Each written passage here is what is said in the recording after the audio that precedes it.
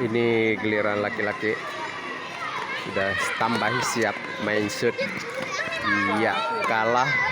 Kalau kalah tidak boleh berapa kali, 3 kali. Ambil, udah menang, bawa lari bola.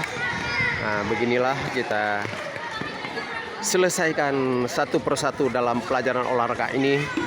Sangat menarik. Main shoot, karena jarang kita buat main shoot. Inilah cara berpikir siapa menang, siapa kalah dalam main shoot.